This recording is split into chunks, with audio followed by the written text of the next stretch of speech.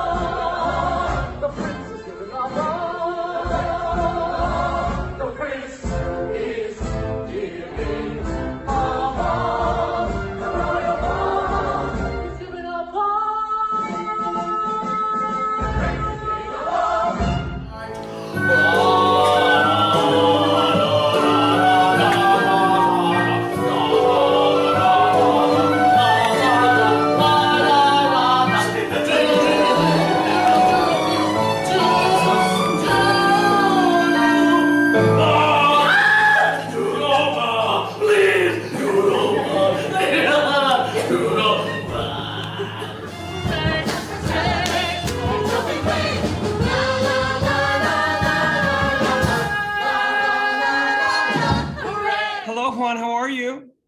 Hi, I'm well. How are you? Juan, I'm doing so much better now that I'm finally speaking with you, and you are such an incredible singer, actor of the theater. And I want to know, growing up in the San Fernando Valley, when you realized that you love the theater so much. Wow. I really couldn't have done it without the help of mentors. And really growing up, I started singing in the choir in the church. Um, so went to Catholic school, and starting in second grade, that's when we started singing. And then I really started going into theater during the summer time, where they would do musicals at my parish, and we would put on all these like golden age, like older musicals. And Oh, really like that's which when I, ones? oh my gosh, we did like Bye Bye Birdie, Oh, Anything Goes, Pajama Game. we Um, love her. oh, we love her. And yeah, actually, that's where my love for musical theater really started. So I did have like a knowledge of older musicals first before going into like, oh, there's like contemporary and new stuff and all that. So, I love that uh, that was your foundation, by the way, Juan, because similarly, I grew up listening to all the Golden Age musicals and actually were a part of productions that were Golden Age. And what a great foundation. Do you know what I mean? I really think so. And like, I feel so like an old soul or something, but I always like emphasize to my friends like how important it is to like look at the classics. I mean, yeah, there's some problematic stuff in some older musicals, but like just to know the history of it, I don't know. I Oh, just think it's Juan, so I agree important. with you 5,000%. I think that as a director, having performed for 25 years professionally, God bless America, I'm 900 years old, but as a director, I love looking back to look forward. I love looking at like what Jerome Robbins did to fix the problematic musical out of town. I love what looking at look how Prince did, how he wasn't able to fix problematic musicals, and this is Hal Prince. So like for me as a Mm. director, I love looking back to look forward. And I think for you as a performer, what I love so much is that you have such a beautiful voice, but you also have such a like you have so many tools in your arsenal because you can do dramatic. You're also incredibly funny. Where does the funny bone come from? um, oh my gosh. I'm sure if my parents were around. Oh well, I mean they're in California, but uh, I'm sure my dad would. I feel like I got my humor from my dad, but no. Uh, it's funny because like the whole being theatrical thing like really came out of nowhere. It's not something that runs in the family or anything like that. Uh, and my interest in the arts totally just out of left field. So I don't know. I mean, I don't know where the funniness comes from. You're like, Will, stop asking me Barbara Walters questions. Okay, Will. And I know you're so humble, which is really great, Juan. And you can see it not only in your performance, but just through this interview thus far.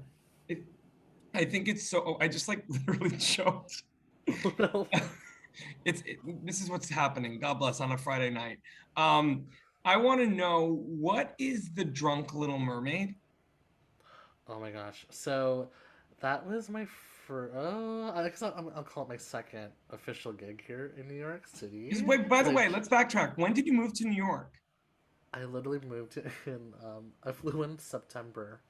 Um, so In the middle of pandemic, as you do, from the Bay Area, right, where you were living, and then here you are. What's this drunk little mermaid?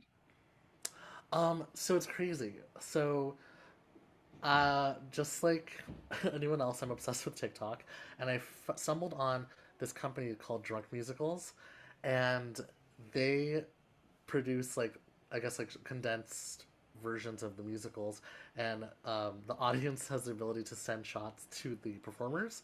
So I thought that was hilarious, and they did like a clip. I saw a clip of Spelling Bee, and this girl was riffing on, oh my gosh, something. She was she was Miss Rona, and I just thought it was hilarious. So then I just sent him my stuff, and I thought, oh whatever, like they probably won't even cast me.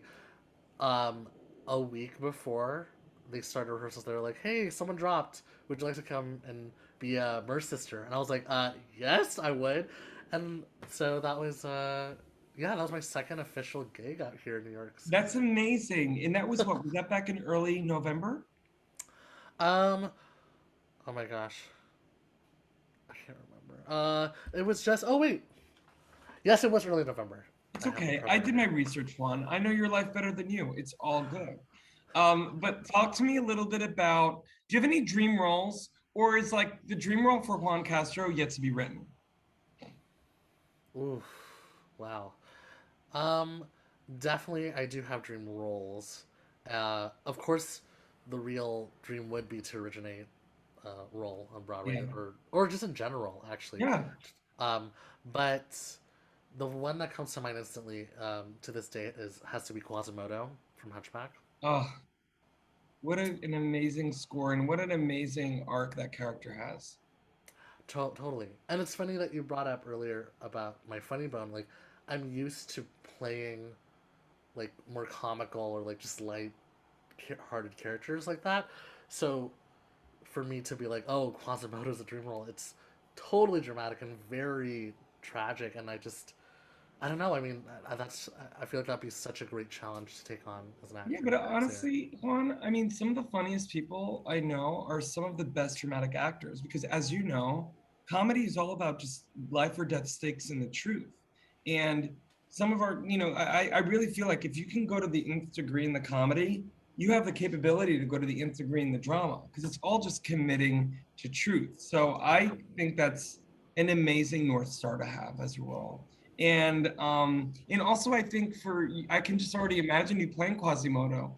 I think you'd add not only obviously with your beautiful singing voice and acting skill set, but I just think like a relatability factor that you either have it or you don't, and you totally have it. Wow, thank you. I Well, appreciate I'm not the that. first person that said that, have am I? uh, I mean, I don't know. Yeah, don't be humble. Will, people tell me all the time. Okay, we're gonna move on.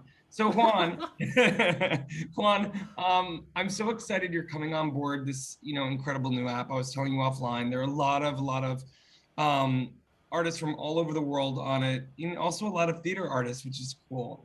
I'm looking at it as an opportunity for me as a director to potentially collaborate with other actors and producers and choreographers. And I'm just curious for you, though, in looking ahead beyond the app, but just in general, what are you most looking forward to as the world slowly but surely starts to open up again? What am I looking forward to?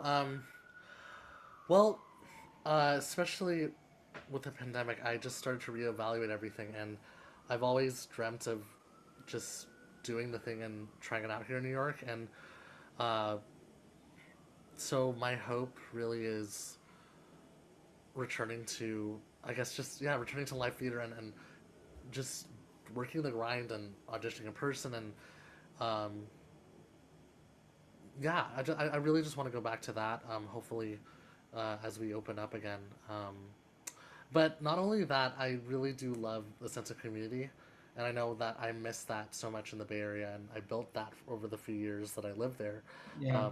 and that's what I miss the most. And so I really do. That's one thing I definitely look forward to, and I'm slowly but surely making friends and connections here and there, but um, to just really feel that sense of community here, especially with other fellow artists and Um, that's yeah, No, I that's feel you. And look at you, you will, it's here in New York. It really is. And, I've been in this business very long time and also in New York City for a while. And there's definitely a community of not only great artists, but those that are really kind. And you are definitely one of those people. We're connected now, so that's amazing. And I'm also just excited, with being on this app, a community of artists that happen to also live in New York. Once things starts to open up, it'll definitely be easier totally to connect. And I feel you. And I'm so grateful for your time today, Juan, and I want to let our audience know for more on the incredible Juan Castro. You can read more about him right below this video. Juan, thank you so much again for your time, and thank you, just for being vulnerable. And I'm so grateful that we're connected now. Thank you so much for this opportunity. This was awesome.